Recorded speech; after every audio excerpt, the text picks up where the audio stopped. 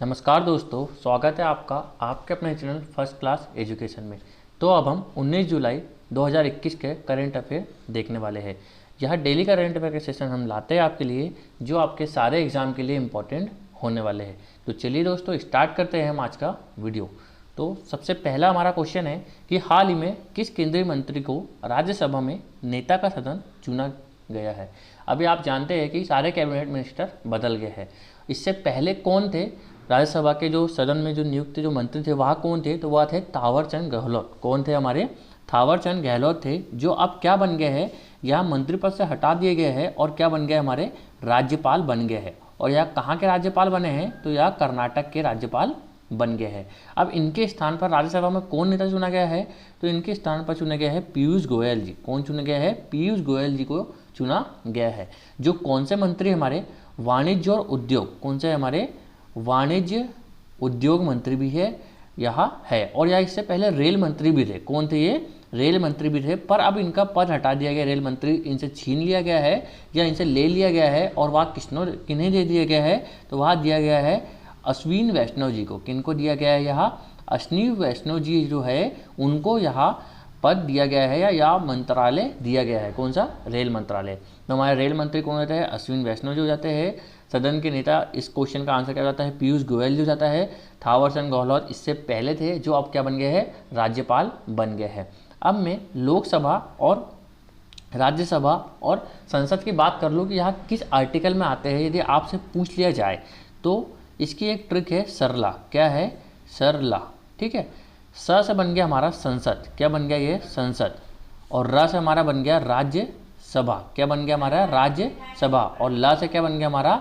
लोकसभा यहाँ बन जाता है। संसद की बात करूँ तो ये है हमारे आर्टिकल नंबर 79 में, राज्यसभा हमारी आर्टिकल नंबर 80 में, और लोकसभा हमारी आर्टिकल नंबर 81 में यहाँ हो जाती है। लोकसभा की बात करूँ तो अभी इसके स्पीकर कौन है? तो वह है ओम बिरला जी। कौन है? ओम बिरला जी इसके स्पीकर हो जाते हैं। राज्यसभा की बात करूँ तो इसके सभापति कौन हो जाते हैं? तो वह हमारे हो जाते हैं उपराष्ट्रपति। कौन है हमारे? अभी वेंकैया नायडू जी। कौन है? वेंकैया नायडू जी जो हमारे उपराष्ट्रपति है वह यहाँ हो जाते हैं। तो आई होप दोस्तों यह सारी आपको जो जानकारी है वो पसंद में आई होगी। चलिए नेक्स्ट क्वेश्चन की बात करते हैं हम। विश्व युवा कौशल दिवस, वर्ल्ड यूथ स्किल डे कब मनाया जाता है? तो यह कब मनाया जाता है? यह 15 जुलाई को मनाया जाता है। इसमें होता क्या है? तो युवाओं को अधिक से अधिक कौशल विकास के लिए जागरूक करना। जो हमारे युवा वर्ग है उनको अधिक से अधिक कौशल विकास में जागरूक करना, यह इसका मुख्य उद्देश्य हो जाता है। यह किसने घोषित किया था? यह संयुक्त राष्ट्र ने घोषित किया था। और विश्व कौशल जो दिवस है यह पहली बार कब मनाया गया? तो यह 15 जुलाई 2015 को स्टार्ट किया गया था विश्व स्तर पर। ठीक है दोस्तों, तो आई होप आपको यह सारी जानकारी पसंद में आई होगी। अब हम बात करते हैं कुछ महत्वपूर्ण डे। अब इसकी यह थीम भी होती है। इसकी थीम क्या होती है? Remaining youth skill post pandemic. अभी कोविड-19 चल रहा है, इसी के तहत क्या दी गई ये थीम? तो remaining youth skill post pandemic 2021 की हमारी क्या जाती है? यह थीम हो जाती है। कुछ महत्वपूर्ण दिवस की बात करें हम तो 1 जुलाई को क्या मनाया जाता है? यदि आपसे पूछ ले कि 1 जुलाई को क्या मनाया जाता है, तो यह मनाया जाता है डॉक्टर दिवस। कौन सा है हमारा? डॉक्टर दिवस 1 जुलाई को मनाया जाता है। 26 जुलाई को क्या मनाया जाता है? तो 26 जुलाई को मनाया जाता है कारगिल विजय दिवस। कौन सा है? कारगिल विजय दिवस। 11 जुलाई को क्या मनाया जाता है? तो विश्व जनसंख्या दिवस। कौन सा है? विश्व जनसंख्या दिवस कब मनाया जाता है? हमारा 11 जुलाई को मनाया जाता है। और 29 जुलाई जो सबसे महत्वपूर्ण है हमारा, 29 जुलाई को क्या मनाया जाता है? तो विश्व बाघ दिवस। क्या मनाया जाता है? विश्व बाघ दिवस कब मनाया जाता है? हमारा 29 जुलाई को मनाया जाता है। और TR2 क्या है? TR2 या T2R यहाँ अवार्ड किसको मिला है? तो यहाँ मिला है पीलीभीत टाइगर रिजर्व। कौन सा है? पीलीभीत टाइगर रिजर्व, जो कहाँ पर स्थित है? हमारा यूपी में स्थित है। टाइगर प्रोजेक्ट आपसे स्टार्ट कब हुआ? आपसे पूछ लिया जाए तो टाइगर प्रोजेक्ट 1973 में स्टार्ट होता है हमारा टाइगर प्रोजेक्ट। एलिफेंट प्रोजेक्ट कब स्टार्ट होता है? तो 1992 में हमारा एलिफेंट प्रोजेक्ट स्टार्ट होता है। तीसरा क्वेश्चन है हमारा, किस पहले खाड़ी देश ने इजराइल के तेल अवीव में अपना दूतावास जुलाई 2021 में खोला है? तो यह कौन सा देश हो जाता है? हमारा संयुक्त राज्य अमीरात हो जाता है। कौन सा देश हो जाता है? संयुक्त राज्य अमीरात है जिसने क्या किया है? इजराइल के जो तेल अवीव में है उसमें अपना दूतावास खोला है। अब यूएई की बात करूँ तो इसने कब खोला है यार, 14 जुलाई 2021 को इजराइल में अपना दूतावास खोला। और इससे पहले 2020 में दोनों देशों ने राजनीतिक संबंध को स्थापित करने के लिए इसकी घोषणा की थी। इसका जो मेन उद्देश्य है, राजनीतिक जो संबंध है उसको स्थापित करना इसका मेन उद्देश्य हो जाता है।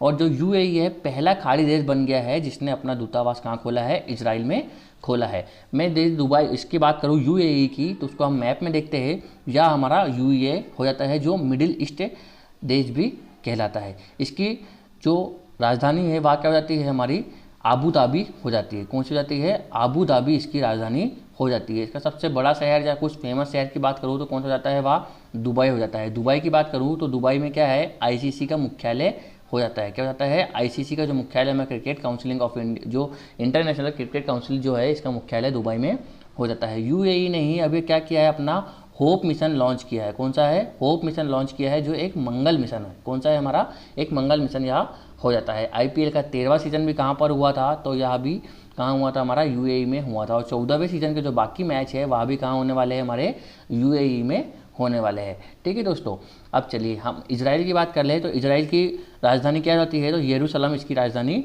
हो जाती है। यहाँ पर अभी हाल ही में क्या हुआ है, पीएम हटाया गया है और नए पीएम बने हैं। वह कौन बने हैं, नेफ्ताली बेनेट बने हैं। कौन बने हैं, हमारे नेफ्ताली बेनेट जी यहाँ के नए पीएम बने हैं। और राष्ट्रपति की बात करूँ तो वहाँ भी अभी 11वें नंबर के राष्ट्रपति बने हैं यहाँ के।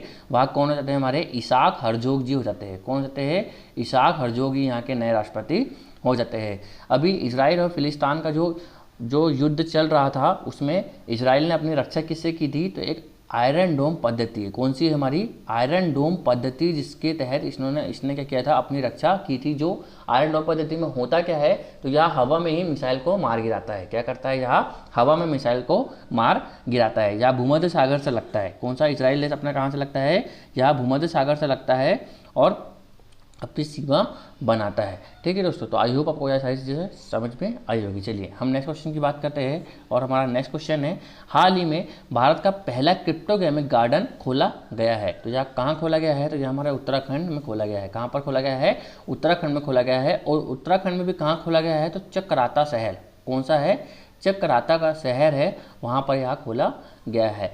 अब क्रिप्टोगेमिक जो गार्डन है इसमें इसका मतलब क्या होता है, तो क्रिप्टोगेमिक का मतलब होता है छुपा हुआ। क्या होता है इसका मतलब, छुपा हुआ प्रजनन।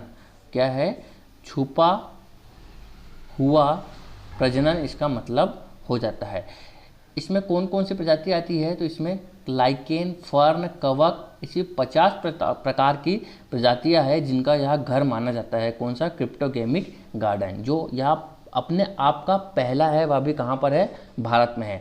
इसमें और क्या क्या आते हैं, तो इसकी जो प्रजातियाँ है, शैवाल, बायोफाइटर्स, लाइकेन, फर्न, कवक, क्रिप्टोगेमिक के उदाहरण हो जाते हैं। और यह सारी की सारी प्रजाति कहाँ मिलने वाली है, हमको उत्तराखंड में मिलने वाली है। देवबन, देवधर के जो ओक के जंगल होते हैं वह क्रिप्टोगेमिक प्रजाति के लिए एक प्राकृतिक आवास होते हैं। ठीक है दोस्तों, अब मैं शैवाल की बात करता हूँ आपसे। तो शैवाल क्या करता है, यह एक प्रकाश संश्लेषक जीव है। कैसा है, यह प्रकाश संश्लेषक जीव है जो CO2 प्राप्त करता है। क्या करता है शैवाल, जो CO2 प्राप्त करता है, जिससे क्या होगा, हमारा वायु प्रदूषण साफ रहेगा, या वायु प्रदूषण को हमको क्या मिलेगा, वायु प्रदूषण को कम करने में इसका बहुत ही महत्वपूर्ण योगदान होता है। किसका, शैवाल का। और यह एक औषधि पौधे भी होते हैं। जितने भी क्रिप्टोगेमिक जो पौधे होते हैं वह सारे क्या होते हैं, हमारे औषधि पौधे होते हैं। यदि हम मैं लाइकेन की बात करूँ तो लाइकेन क्या है, एक सहजीवी है। क्या है, सहजीवी है, जो किस किस से मिलकर बना हुआ है, जो बना है कवक और शैवाल से मिलकर। किसका, कवक और शैवाल का जो मिलन होता है वह क्या बनाता है, हमारा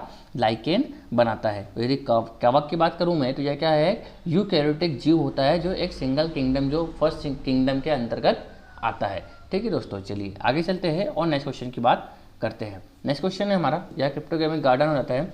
आशा बुनालू उत्सव का संबंध किस राज्य से है, तो आशा बुनालू उत्सव का संबंध किससे हो जाता है, तेलंगाना से हो जाता है। और जो बुनालू शब्द है इसका मतलब क्या होता है, इसका मतलब होता है पारंपरिक भोजन। क्या होता है, पारंपरिक भोजन होता है इसका मतलब। यह पारंपरिक लोक उत्सव है जो हर साल तेलुगु में आषाढ़ माह के जून और जुलाई में मनाया जाता है।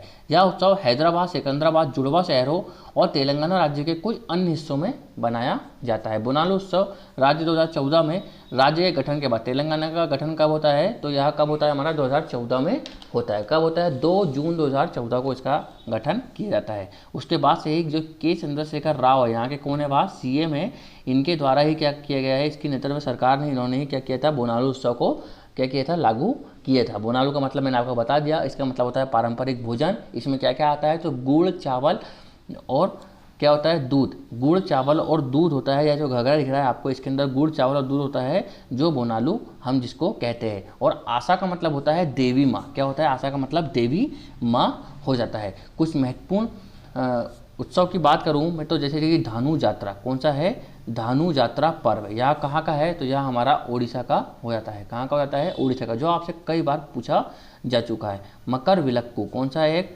मकर विलक्कू जो त्यौहार है यह कहाँ का हो जाता है हमारा केरल का हो जाता है। और केरल में भी सबरीमाला मंदिर जो है, जो लॉर्ड अयप्पा जी को समर्पित है, वहाँ पर यह मनाया जाता है। पोंगल की बात करूँ मैं, कौन सा त्यौहार है हमारा पोंगल, तो पोंगल कहाँ मनाया जाता है तमिलनाडु में मनाया जाता है। और अट्टूकल पोंगल, कौन सा है एक अट्टूकल पोंगल, कौन सा है अट्टूकल पोंगल की बात करूँ यदि मैं, तो अट्टूकल पोंगल कहाँ मनाया जाता है हमारा, यह केरल में मनाया जाता है। यह कुछ महत्वपूर्ण त्यौहार है जो आपसे पूछे जा सकते हैं। अब तेलंगाना की बात करते हैं हम, तो तेलंगाना की स्थापना कब होती है 2 जून 2014 को होती है। यहाँ के अभी सीएम कौन है, के चंद्रशेखर राव है यहाँ के सीएम। और इसकी राजधानी क्या हो जाती है हैदराबाद हो जाती है, क्या हो जाती है हैदराबाद हो जाती है। हैदराबाद में ही एक कौन सी झील है हुसैन सागर, कौन सी हमारी हुसैन सागर जो झील है वहाँ कहाँ मिलती है हमको हैदराबाद में मिलती है। और मृगनयनी नेशनल पार्क, कौन सा है मृगनयनी नेशनल पार्क भी हमको कहाँ मिलता है तेलंगाना में मिलता है। चलिए दोस्तों नेक्स्ट क्वेश्चन की बात करते हैं। हाल ही में वाराणसी में स्थित मंडू वाडी स्टेशन का नाम हुआ है, तो क्या नाम कर दिया इसका बनारस कर दिया है। कौन सा स्टेशन है हमारा मंडू वाडी जो स्टेशन है उसका नाम क्या कर दिया है बनारस कर दिया है। यह रेलवे स्टेशन पूर्वोत्तर रेलवे के वाराणसी मंडल के अंतर्गत आता है। जो मंडू वाडी स्टेशन है इसका नाम बनारस हो गया है। रेलवे बोर्ड ने 15 जुलाई 2021 को इसकी स्वीकृति दी और इसका नाम क्या कर दिया बनारस कर दिया है। नए साइन बोर्ड में जो साइन बोर्ड बनता है हमारा कैसा तो साइन बोर्ड जिसमें नाम लिखा हुआ था, जो जहाँ साइन बोर्ड है इसमें किस किस में नाम रहेगा हिंदी, इंग्लिश, उर्दू और एक और नाम रहेगा संस्कृत। किस में रहेगा हमारा संस्कृत में भी इसमें नाम जोड़ा गया है। ठीक है दोस्तों, अब कुछ महत्वपूर्ण जो नाम है जो चेंज किए गए हैं उसके बारे में बात करें हम, तो जैसे कि रोजद्वीप, कौन सा है हमारा एक रोजद्वीप है जिसका नाम क्या कर दिया गया है, उसका नाम कर दिया गया है बोझद्वीप। क्या कर दिया है बोझद्वीप इसका नाम कर दिया है। ठीक है, रोजद्वीप का नाम क्या कर दिया है हमारा बोझद्वीप कर दिया गया है। और हमारे लाल बहादुर शास्त्री जो एयरपोर्ट है वहाँ कहाँ मिलता है हमको लाल बहादुर शास्त्री एयरपोर्ट, लाल बहादुर शास्त्री एयरपोर्ट भी हमको कहाँ मिलता है यहाँ वाराणसी में मिलता है। हैवलॉक द्वीप की बात करूँ मैं, हैवलॉक द्वीप जो कहाँ पर है हमारा अंडमान निकोबार में है, इसका नाम क्या कर दिया गया है स्वराज द्वीप कर दिया गया है। क्या कर दिया गया है स्वराज द्वीप कर दिया गया है। और व्हीलर द्वीप का नाम क्या कर दिया गया है हमारा एपीजे अब्दुल कलाम कर दिया गया है। क्या कर दिया गया है एपीजे अब्दुल कलाम इसका नाम कर दिया गया है। ठीक है दोस्तों, चलिए आगे चलते हैं और नेक्स्ट क्वेश्चन की बात करते हैं। टोक्यो ओलंपिक के लिए भारत ने ऑफिशियल चीयर सॉन्ग्स हिंदुस्तान वे लॉन्च किया गया है, इसके संगीतकार का नाम बताइए। तो इसके संगीतकार कौन होते हैं हमारे AR रहमान जी हो जाते हैं। कौन होते हैं हमारे AR रहमान जी इसके संगीतकार हो जाते हैं। इसको गाया किसने है तो अनन्या बिरला जी ने इसको अपनी आवाज़ दी है। और ओलंपिक कब से स्टार्ट होने वाले हैं 23 जुलाई से स्टार्ट होने वाले हैं टोक्यो ओलंपिक। खेल मंत्री कौन है अभी हमारे तो वह है अनुराग ठाकुर जी बन गए हैं। इससे पहले खेल मंत्री कौन थे तो वह किरण रिजिजू जी थे। अब चेंज होकर क्या बन गया है हमारे अनुराग ठाकुर जी खेल मंत्री बन गए हैं।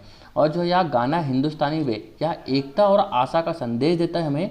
द इंडियन वे का अनुवाद इसी को माना जाता है। अब कुछ महत्वपूर्ण टोक्यो ओलंपिक में जो क्वालिफाई कर चुके हैं उनकी हम बात कर लेते हैं। तो चलिए जानते हैं हम नेत्रा कुंदन जी जो नाविका है, भवानी सिंह जो तलवारबाजी में, फवाद मिर्जा घुड़सवारी में, विनेश फोगाट रेसलिंग, अरुणा तंवर ताइक्वांडो जो हमारी क्या है एक दिव्यांग खिलाड़ी भी हो जाती है, मीराबाई चानू वेट लिफ्टर है, साजन प्रकाश तैराक है, सीमा पुनिया चक्का फेंक है, श्री हरि नटराजन तैराक है और दीपिका कुमारी हमारी तीरंदाजी में हो जाती है। चलिए नेक्स्ट क्वेश्चन की बात करते हैं।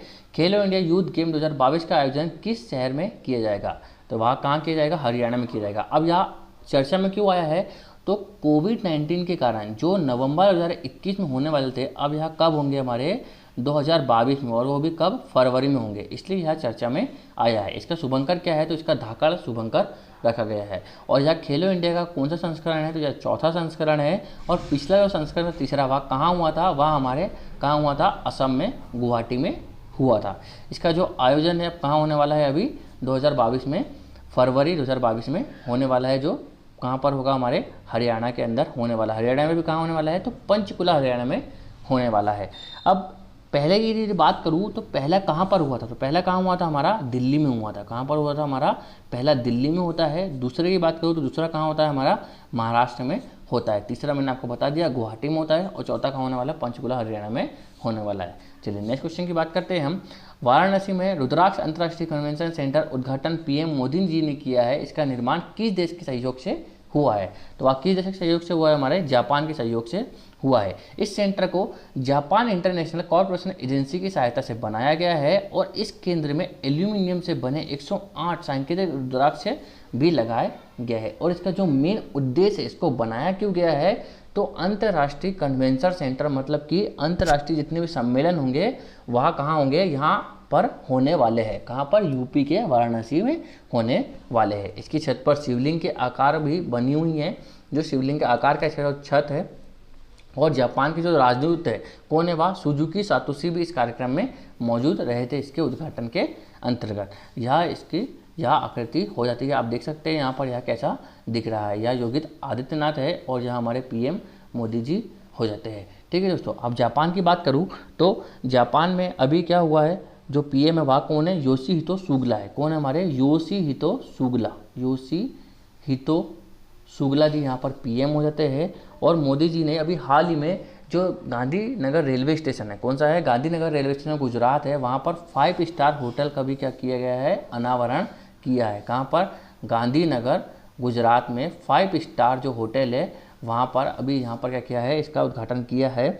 जो बाहर से जो लोग आएंगे उनके ठहरने या रहने की व्यवस्था, जो इंटरनेशनल लोग जो आते हैं हमारे यहाँ, उनकी रोकने के लिए यहाँ पर व्यवस्था की गई है। और अभी हाल ही में 12,000 हॉर्स पावर इंजन का जो इंजन है वह कहाँ बन रहा है, हमारे मधेपुरा फैक्ट्री बिहार में। कहाँ पर, मधेपुरा फैक्ट्री जो है हमारी बिहार में वहाँ बन रही है। और यह किसकी सहायता से बन रहा है, तो यह फ्रांस की सहायता से बन रहा है। कितने हज़ार हॉर्स पावर का इंजन है, तो यह 12,000 हॉर्स पावर का इंजन है। और फ्रांस की किस कंपनी के सहायता से, तो अल्टसॉम कंपनी, कौन सी है, अल्टसॉम कंपनी है, इसकी सहायता से यह बन रहा है। राफेल की बात करूँ यदि मैं, तो राफेल किसकी सहायता से बनाया गया है, तो द सॉल्ट, कौन सी है हमारी, द सॉल्ट कंपनी है जिसने राफेल को बनाया है। और यह भी किसने बनाया है, फ्रांस ने बनाया है। राफेल कब हमारे यहाँ शामिल हुआ, तो यह कब शामिल हुआ हमारे, कहाँ से हुआ है, तो यह हुआ है अम्बाला से। कहाँ से हुआ है, अम्बाला से। और अम्बाला कहाँ पर है, हमारे हरियाणा में है। ठीक है दोस्तों, चलिए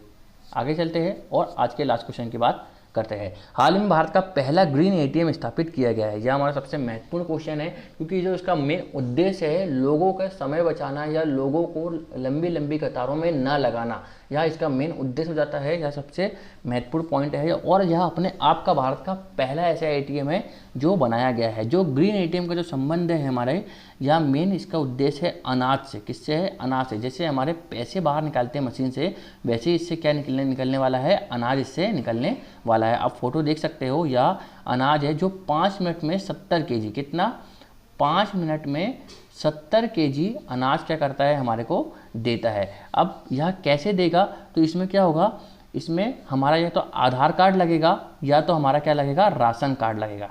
ठीक है, हमको जो राशन लेने जाना पड़ता है वह अब हम एटीएम के थ्रू भी ले सकते हैं। यह कहाँ लगाया गया है, तो यहाँ लगाया गया है हमारे हरियाणा में। सबसे पहले कहाँ लगाया गया है, यह हरियाणा के गुरुग्राम में लगाया गया है। यह एक पायलट आधार स्थापित है, यह एक ऑटोमेटिक मशीन है। कैसी है, यह ऑटोमेटिक मशीन है। यह अनाज एटीएम को automated multi commodity grain disposing machine नाम दिया गया है। और यह विश्व खाद्य कार्यक्रम, कौन सा है हमारा, विश्व खाद्य कार्यक्रम, जो संयुक्त राष्ट्र ने इसके तहत इसको स्थापित किया गया है। ठीक है फिर दोस्तों, तो आई होप आपको आज की सारी चीज़ें पसंद आई होगी। आपको हमारा वीडियो पसंद आता है तो इसे ज़्यादा से ज़्यादा लोगों में शेयर कीजिए और हमारे चैनल को सब्सक्राइब कीजिए। अब आपके लिए कमेंट बॉक्स में आपको कमेंट करके आंसर बताना है। आज के आपका क्वेश्चन है कि प्रतिवर्ष नेल्सन मंडेला दिवस कब मनाया जाता है। तो यह कब माना जाता है आपको कमेंट बॉक्स में कमेंट करके बताना है। थैंक यू सो मच दोस्तों।